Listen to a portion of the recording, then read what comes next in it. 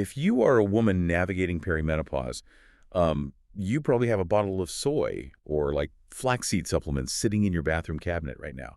I mean, we're constantly told they are this gentle, natural, holy grail for hot flashes and, hormonal symptoms. But what if the very pill you are taking to fix something like vaginal dryness is biochemically designed to actually make it worse? Yeah, it's the assumption is always that natural means simple, right? That these plant compounds are just, benevolent little helpers that automatically balance our hormones. But when you actually look at the cellular reality of ingesting a plant hormone, it is this highly volatile, highly specific chemical reaction. So for a certain group of women, taking these supplements is, well, it's less like a cure and more like building a physiological roadblock. Wow. So if a woman goes to the health food store, buys this, concentrated red clover or soy extract and takes it every morning, she might actually be accelerating her own symptoms. That just sounds completely counterintuitive. I know, it really does. To figure out how a plant could even pull that off, I guess we really have to look at what these supplements are actually made of. So for this deep dive, we are talking about phytoestrogens. Right, phytoestrogens, which are essentially plant chemicals that act as imposters in the human body. To get highly specific for a second, they are nonsteroidal secondary plant metabolites. And structurally, they fall into the category of polyphenolic compounds, which basically just means their chemical ring structure is a near perfect match for human 17-beta estradiol. Whoa, hold on. Non-steroidal secondary metabolites. In plain English, we're just talking about plant chemicals that happen to wear, like, the exact same physical disguise as our own human hormones, right? Exactly. They wear the disguise so well that they can actively hijack the estrogen receptors scattered throughout your body. I mean, 17-beta estradiol is the absolute most potent estrogen the human ovary produces.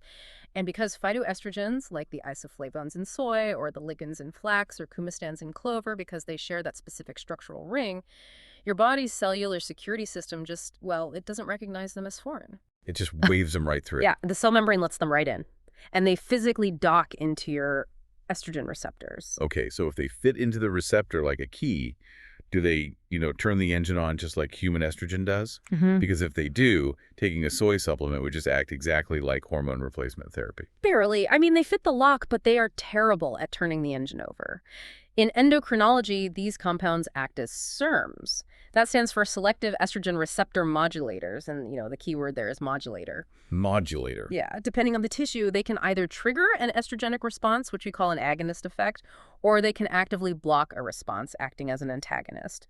But in terms of sheer power, a plant estrogen is incredibly weak. We are looking at an estrogenic activity that is roughly 100 to 10,000 times weaker than your body's own natural estriol. So, okay, it's like if your body's natural estrogen is the master key to a car, right? A Yeah. phytoestrogen is like the valet key. Oh, that's a great way to put it. Like it gets you in the door, it fits the ignition, but it just doesn't have the power to unlock the trunk or open the glove box.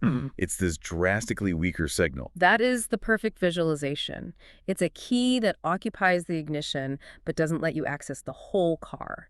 And that weakness, that's the absolute core of the paradox we are exploring today.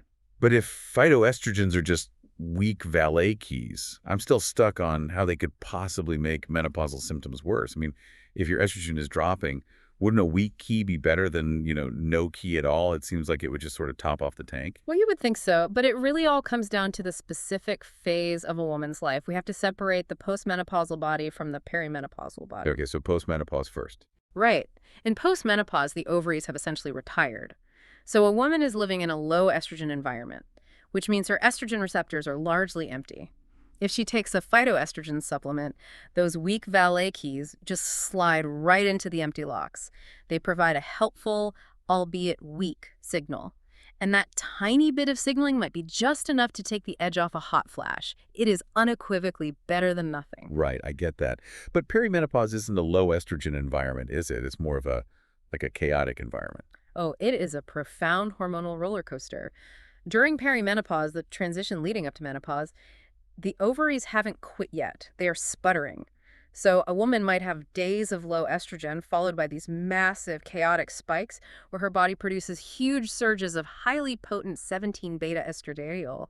She still has her own master keys floating around in her bloodstream. So if a woman in that chaotic phase takes this, highly concentrated soy pill, Hmm? she isn't just topping off an empty tank. She's pouring thousands of valet keys into a system that is still trying to use its master keys.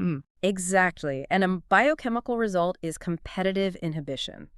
Just imagine a high-stakes game of musical chairs, but at the cellular level. Okay. A perimenopausal woman has a limited number of estrogen receptors in her tissues. She still has her own potent natural estrogen trying to find a seat. But because she just swallowed this highly concentrated supplement, she has flooded her bloodstream with tens of thousands of these weak plant molecules. Oh, wow. So the plant molecules steal the chair. They steal the chairs and they refuse to give them up. The phytoestrogens crowd out the body's natural estrogen. They sit in the receptor, giving off this tiny, weak signal. But by physically occupying that space, they prevent the woman's potent natural estrogen from docking. So by doing this, the supplement actually lowers the overall estrogenic effect in that tissue. It's acting as an anti-estrogen. That is just wild. I mean, a woman spends good money on a supplement to boost her estrogen, and the sheer volume of the plant molecules accidentally blocks her own hormones from doing their job. Yeah, and we actually have a very dramatic historical precedent for this kind of competitive blockade, though it didn't start with human women. Oh. The underlying mechanism was discovered during a massive agricultural crisis in Western Australia back in the 1940s. It was an event that became known as clover disease. Oh, wait, I've heard of this. This had to do with sheep, right? Yes. Sheep grazing on subterranean clover. Farmers across the region suddenly noticed that their flocks were experiencing these catastrophic reproductive failures. We were talking about severe infertility, a complete failure to conceive, and just horrific maternal issues like uterine prolapse in virgin ewes. That's awful. It was an absolute mystery until scientists actually analyzed the fields and realized the clover was incredibly rich in specific phytoestrogens, mainly formonetin and biotin A. Wait, was the clover doing this on purpose? Like as some kind of chemical warfare? It is a brilliant evolutionary defense mechanism. Plants can't run away from herbivores, so they fight back with chemistry. The clover was producing these compounds specifically to act as a contraceptive for the animals eating it. By flooding the sheep with these weak valet keys, the plant caused competitive inhibition, completely blocking the sheep's natural reproductive hormones. Wow. Yeah, it lowered the animals' fertility rates, which meant fewer sheep in the next generation, thereby reducing the grazing pressure so the clover could survive. Yeah. The sheep were basically eating themselves into infertility because the plant was actively jamming their hormone receptors. That is slightly terrifying, but also incredibly cool. Like the plant hacked the sheep's endocrine system. Totally. But okay, bringing this back to human women. Yeah. If phytoestrogens block estrogen everywhere during perimenopause, why is a symptom like vaginal dryness specifically taking such a massive hit? I mean, why wouldn't a woman's hot flashes also get universally worse? To understand why localized tissues suffer differently, we have to look past the cell itself and zoom in on the architectural design of our receptors. The human body does not just have one generic estrogen receptor.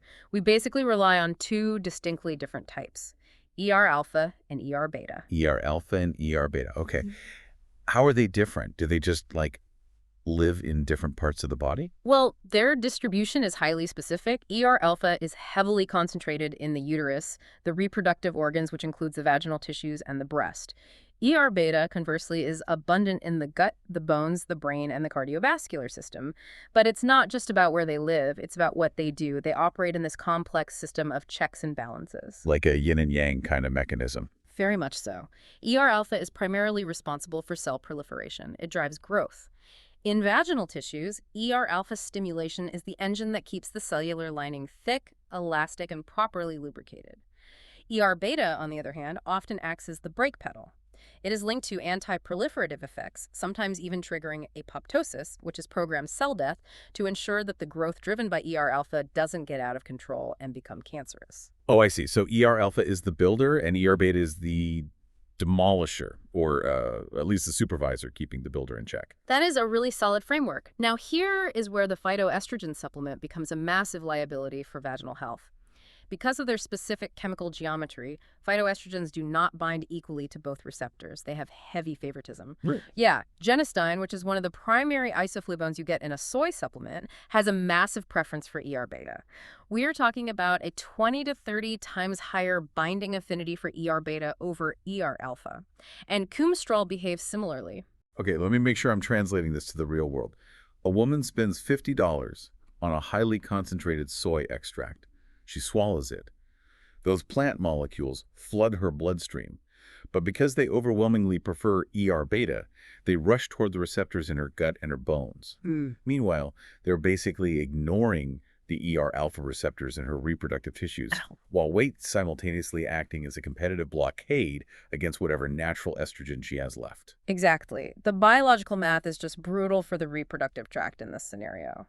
Vaginal dryness is the direct clinical result of falling estrogen stimulation in those ER alpha dominant tissues. If a perimenopausal woman takes a heavy dose of a phytoestrogen that strongly prefers ER beta, she is heavily stimulating the anti-proliferative signal in her body. And at the same time, those tens of thousands of weak plant estrogens are still occupying enough space in the bloodstream to competitively inhibit her potent ER alpha-loving natural estrogen from actually reaching her vaginal tissues. The supplement ties up the entire system, heavily favors the non-reproductive receptors, and just leaves the vaginal lining starved for the strong proliferation signal it desperately needs to maintain moisture and elasticity. Man, so she is essentially starving her reproductive tissues by giving her body the wrong chemical instructions. The mechanics of that make total sense. But, I mean, theory and biology only get us so far. Right. Does this receptor tug of war actually hold up when we look at human women in real-world clinical studies? Well, if you look at the epidemiological data on phytoestrogens, you will quickly find that it is a notorious chaotic mess. The results are just all over the map, which is exactly what you would expect if a compound acts as a helper in one phase of life and a blocker in another. Yeah, because on one hand, you have these massive meta-analyses looking at thousands of women across broad populations that claim phytoestrogens slightly reduce the frequency of hot flashes and vaginal dryness. But when researchers actually control the variables, the results get incredibly weird. Like, take that study on the Bangladeshi women from our sources. That one totally flips the script on the standard advice. The Bangladeshi study is a perfect illustration of this chaos. Researchers designed this elegant study comparing women living in Sylhet, Bangladesh, to a cohort of Bangladeshi women who had migrated to London. By keeping the genetic background relatively standard but looking at two different environments, they wanted to isolate the impact of diet. Right. Their baseline hypothesis was just the prevailing medical wisdom that diets richer in phytoestrogens, specifically isoflavones and lignans, would result in fewer menopausal symptoms. Because that's literally what every magazine and health blog tells you. Eat more plants, get fewer hot flashes. Right. But the data told a completely different story. The researchers ran adjusted logistic regressions on these women who were aged 35 to 59. For vasomotor symptoms, like hot flashes and night sweats, they found that with each incremental increase in general phytoestrogen consumption, the likelihood of experiencing hot flashes actually increased by 1.4%. Wait, eating more phytoestrogens made the hot flashes worse? It gets more dramatic. When they isolated lignin consumption, these are the specific phytoestrogens you get from flax seeds and certain vegetables. Each incremental increase raised the likelihood of hot flashes by 1.6%. It was a direct, statistically significant contradiction to the supplement marketing. Wow. But what about the localized symptoms? Did it also increase vaginal dryness in that specific cohort? Here is where the data gets incredibly tangled. In that specific Bangladeshi cohort, the odds of vaginal dryness actually decreased slightly by about 2% with higher phytoestrogen intake. It seems like a win for vaginal health until you look at the broader clinical reality check provided by controlled dietary trials. Right, because when you look at the clinical overview of actual tissue biopsies, the story changes again. The trial evidence states very clearly that eating phytoestrogen-rich foods does not show any reliable restoration of vaginal health indices, or, like, cellular cytology. They categorize these foods as supportive at best, but strictly not a proven prevention for vaginal atrophy. Exactly, and this collision of data demands an explanation. I mean, why would the Bangladeshi study show a tiny statistical improvement in self-reported dryness, while clinical trials checking the actual cellular thickness of the vaginal wall show no reliable restoration? The answer lies in the fundamental flaw of how we study women's health. We treat all female hormonal landscapes as identical. The Bangladeshi study grouped women from age 35 all the way up to 59 into a single data set. Ah, I see it. They threw premenopausal, perimenopausal, and postmenopausal women all into the exact same statistical bucket. Exactly. By blurring the lines of reproductive stages, they masked the distinct physiological realities of each phase. A 58-year-old postmenopausal woman in that study has empty receptors. The soy in her diet acts as a weak agonist, giving her a tiny benefit that pulls the statistical average up. But a 48-year-old perimenopausal woman in the same study, she is in the chaotic hormone phase. She is suffering the antagonist blocking effect. So a supplement that acts as this gentle hormone bridge at age 60 is acting as a disruptive hormone blocker at age 48. And if you average them together, the data just looks like a muddy mess. Exactly. The conflicting data perfectly illustrates the danger of generalizing endocrine responses. You just cannot treat a fluctuating perimenopausal environment the same way you treat a stable, low estrogen postmenopausal environment. So age and hormonal phase dictate whether the valet key helps or hurts. But, okay, even among women of the exact same age, some swear by these supplements and others say they do absolute nothing.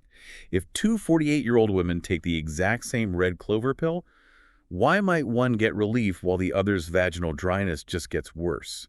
Is there a missing variable here? There is a massive final piece to this puzzle, and the fascinating part is that it doesn't happen in the ovaries or the uterus or the brain. The deciding factor for whether a phytoestrogen works for you happens entirely in the gut. The microbiome wildcard. This completely blew my mind because it shifts the entire responsibility away from the reproductive system. Oh, the gastrointestinal tract is arguably the most important factor in this whole debate. When you consume phytoestrogens, let's use daidzein from a soy supplement as our example, they generally exist in the plant in a state called a glycoside-bound complex. Glycoside-bound, meaning the active chemical is, like, chained to something else? Yeah, it is chemically locked up with a sugar molecule. The plant does this to make the compound water-soluble. But in this glycoside-bound state, the phytoestrogen is completely biologically inactive in the human body. It cannot bind to your estrogen receptors. Oh, so it's a key that hasn't been cut yet. Exactly. To become active, it has to be metabolized. The sugar molecule must be enzymatically cleaved off, and that precise job is handled by the bacteria living in your colon. But the microbiome's role goes far beyond just unlocking the molecule. Certain specific strains of gut bacteria possess the ability to physically transform the phytoestrogen into an entirely different, vastly more potent compound. Equal. When daidzein is biotransformed by specific gut microflora into equal, the entire biochemical playing field shifts. Equal is not a weak valet key. It has a 10 to 100-fold greater estrogenic affinity than its parent compound, daidzein. It is significantly more potent, it possesses a longer half-life so it stays in the bloodstream longer, and it has a much stronger ability to actually provide meaningful symptom relief. Okay, so equal is the master key we actually want from the supplement. But here is the massive catch. Not everyone has the bacteria to make it happen, right? Right. The clinical data reveals its startling disparity. Only about 30% of the human population actually possesses the specific strains of gut microflora capable of converting daidzein into equal. Wait, are you telling me that a woman's digestive system is secretly pulling the strings on her reproductive health? Like, she is in the 70% of non-producers. She can buy the most expensive soy supplement on the market, take it diligently every single day, and her gut is just handing her the weak, receptor-blocking version of the compound. That is the harsh biological reality. If you are fortunate enough to be an equal producer, taking a soy supplement might generate a potent enough estrogenic boost to truly relieve your vaginal dryness and hot flashes, because the equal acts as a proper, robust agonist. But if you lack those specific bacteria, which, again, the vast majority of us do, your body only accesses the weak, unconverted daidzein. Which brings us all the way back to the game of musical chairs. The weak daidzein floods her system, occupies the receptors, blocks whatever natural estrogen the perimenopausal woman is still spiking with, and actively prevents the ER-alpha receptors in her vaginal tissue from getting the proliferation signal they desperately need to stay healthy. For a non-equal producing perimenopausal woman, taking high doses of phytoestrogens is biochemically equivalent to taking a mild anti-estrogen drug. It triggers a competitive blockade. And because those unconverted plant molecules heavily favor the ER beta receptors in the bone and gut, they effectively starve the ER alpha receptors in the reproductive tract. Wow. Yeah, this precise chain of events, the wrong hormonal phase combined with the wrong gut bacteria, explains exactly how a natural supplement can unintentionally fail to relieve and theoretically even worsen localized symptoms like vaginal dryness. This is a total paradigm shift. I mean, we are trained by marketing to think of diet and supplements as just simple fuel in a tank. You ingest an ingredient, you get a result. But they aren't just fuel, they are biological instructions. And our bodies have to translate those instructions. If you don't have the right bacterial translators in your gut, you get a bad translation that can actually harm you. And the translation changes entirely depending on the background noise of your own hormones. The intricate interplay between the timing of a woman's life perimenopause versus postmenopause and the unique, highly individualized ecosystem of her gut microbiome determines whether a plant acts as medicine or an obstacle. As we wrap up this deep dive, let's look directly at what we've actually uncovered.